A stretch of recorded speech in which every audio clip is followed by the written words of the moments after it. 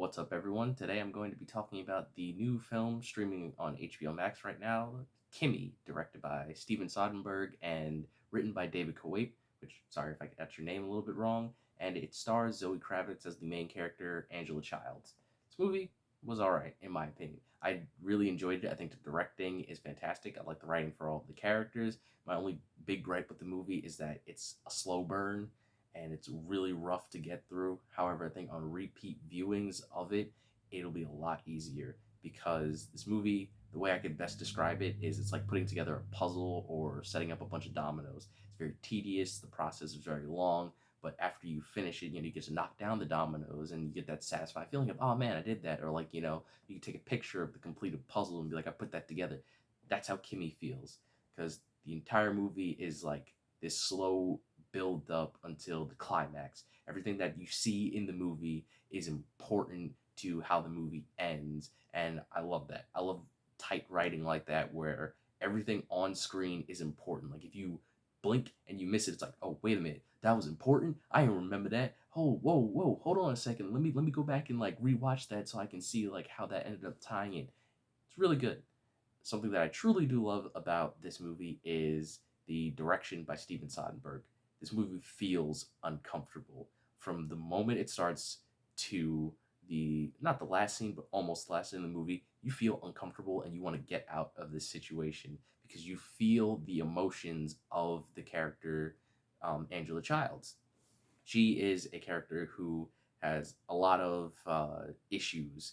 She has a traumatic past that I won't spoil. But one thing I will bring up, because it's relevant to my basic review of it, is that her character has the anxiety disorder, anglorophobia or angorophobia. I'm not exactly sure if I pronounced that correctly, but You stupid. it's the anxiety disorder where you're afraid to go outside of your home or you're afraid to go outdoors.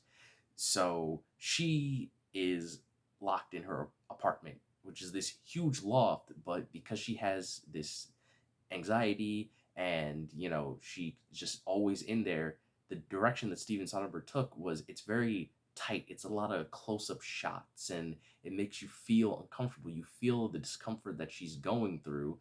This is a massive loft, okay? It's not an apartment building, it's a loft. It's a huge open space and her place is fairly organized. So it's just her emotions and the directing style that makes you feel it like it's claustrophobic in there. And I really loved that.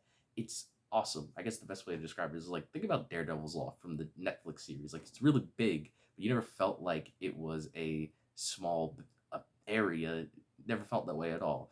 But Kimmy, sorry, that's the name of the movie and the name of the device in the movie, not the character. Angela in the movie feels trapped in there, and you feel that through Steven Soderbergh's direction. Even when eventually she goes outside in the movie, he takes these really long, wide shots that have unique angles that make you feel uncomfortable, like she just doesn't want to be or do what she's doing right now, and I truly love that. It was great. And the star of the movie, Zoe Kravitz, she was fantastic in this movie. She had so many little quirks and idiosyncrasies that she did with the character that really made you feel like Angela was this awkward person with a lot of trauma behind her that went through the film. And I truly enjoyed that.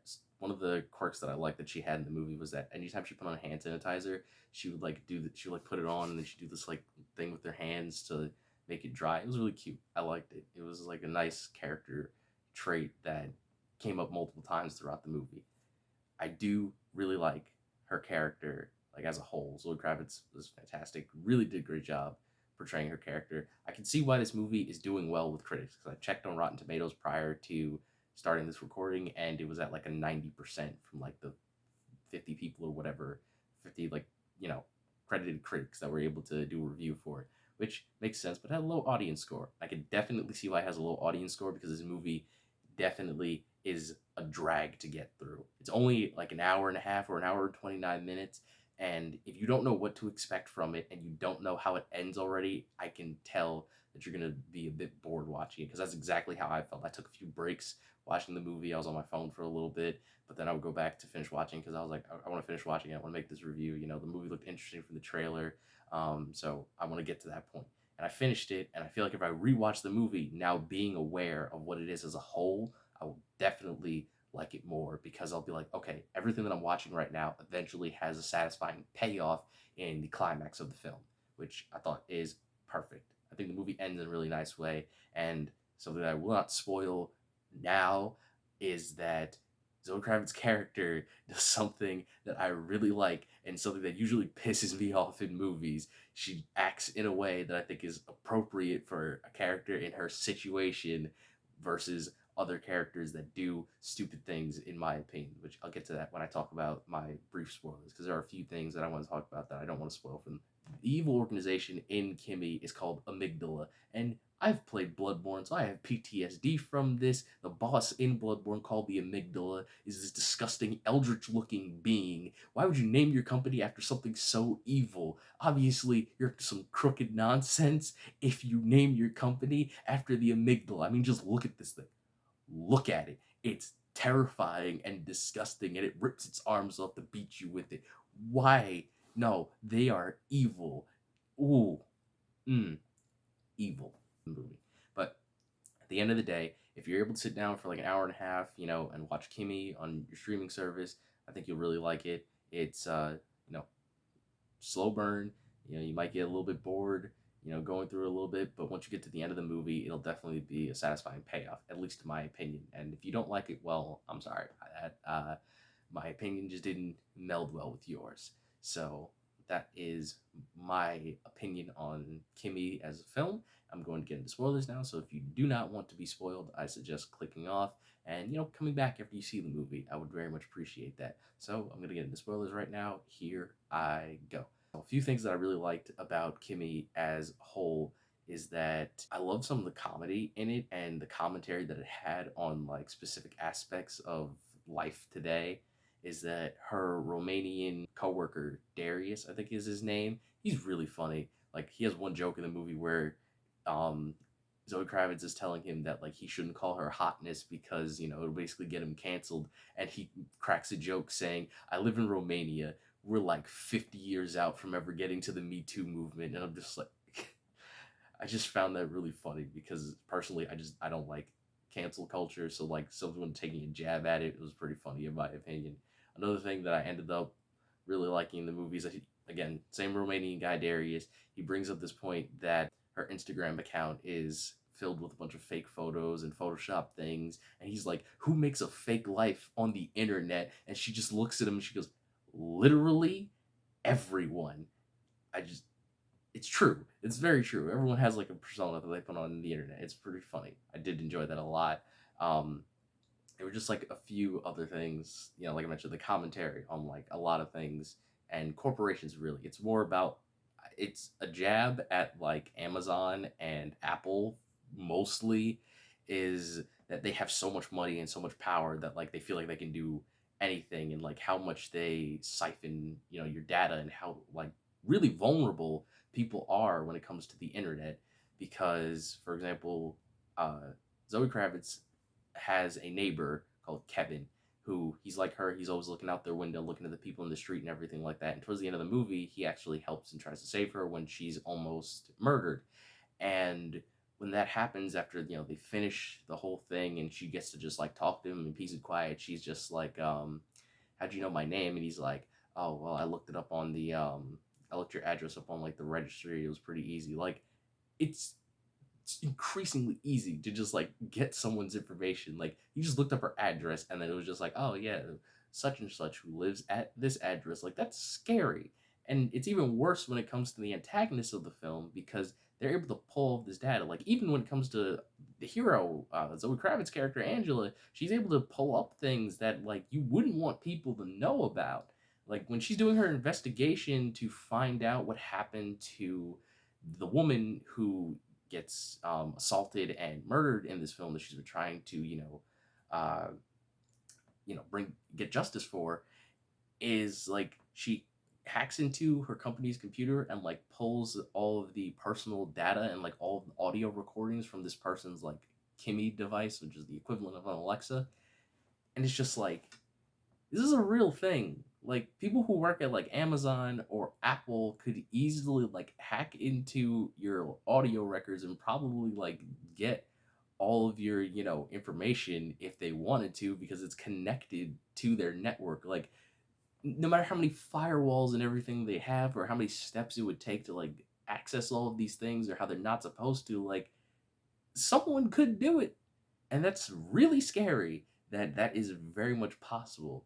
And there's an extended sequence where she's being chased by the guys that are trying to kill her, and they find her by pulling up her location. They just ping her phone like super easily, and they start following her. She tries like different methods of turning it off, but like they still even ended up finding her because she looked up the location that she was trying to get to because she didn't know where it was, and they were able to just pull up the destination she was going to. Like there's so many different ways that people can try and find you with the internet nowadays, and it's terrifying. And I think this movie did a fantastic job of executing that. Another joke that I found hilarious is that, well, the scene itself isn't hilarious. It's a very tense and impactful scene when Zoe Kravitz is almost kidnapped. Like she's walking by a protest, and the killers that are in the movie, they try to take her and they drag her into a van. All the protesters see this happen, and they stop it and they help her escape. And after she escapes, it's like it goes back to the antagonist of the film, and they're talking to each other, and they're like, "Man," he's like, "those protesters, people can't just mind their own business today. Like everybody's in everybody's business. It's sad. Like what the hell, man?" I'm just like, you're just trying to kidnap somebody in broad daylight, and you're upset that people didn't mind their business and stopped it. Like in reality, on one hand, like it's a joke at the fact that everyone's in everyone's business, and like privacy is a very scarce thing nowadays. But also at the same time, it's like, shut up. You're a freaking murderer who tried to kidnap and murder somebody. Like, bro, what is wrong with you? Had a lot of funny moments like that. Surreal humor, I guess, is the best way to put it. It had a lot of comedic things like that. And as I mentioned in my non-spoiler section, the thing that Zoe Kraft's character did that I really loved is she killed everyone that tried to attack her in the movie. Because at the end of the movie, there's three dudes in her apartment, and she's able to get away, and she gets a nail gun, and she just kills all of them. She didn't hesitate. She was just like, it is a life or death situation. If I don't kill them, I'm gonna die. And in most cases, in like horror films or like action films where you have a character who's like a pacifist, or they're just an innocent who's trying to escape, they will choose to either get get away from the person that's trying to harm them, or they will just try to incapacitate them. And a lot of times when they incapacitate them, the person gets back up. It's why in Zombieland there's that whole thing of like, hey, you have to double tap because you have to make sure the thing is dead, otherwise it'll come back and get you. And that's what I was very happy about that Angela did in this movie, is that she's just like, okay, I'm either gonna die or I'm gonna kill them. So she killed all of them. Even the last dude, she killed two of them, and the last dude's like, oh man, I'm just gonna leave. He tried to run away, and she freaking capped him twice. She double tapped him, and I'm just like, perfect. I'm happy. There's a protagonist that actually takes the necessary methods to ensure their survival. Because easily, if she would have let that last guy run away, there's no saying that he would have gone back to their van and like he could have grabbed like a shotgun or something more powerful, or called in reinforcements or whatever. Like he could have done something to come back and finish the job.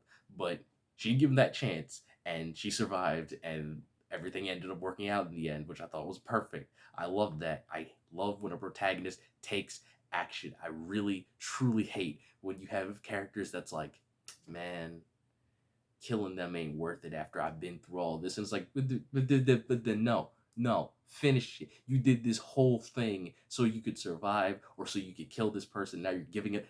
Finish the job. I hate when characters do that. It's so annoying, and I'm glad that she didn't fall into that trope. But anyway, I think that about wraps up this review for Kimi. I hope you liked it. I will see you guys in the next one. I don't know what my next review is going to be on, but we'll find out in the future. So that's the end of this. And remember, folks, you're innocent until proven villainous, and I will hopefully see you in the next one.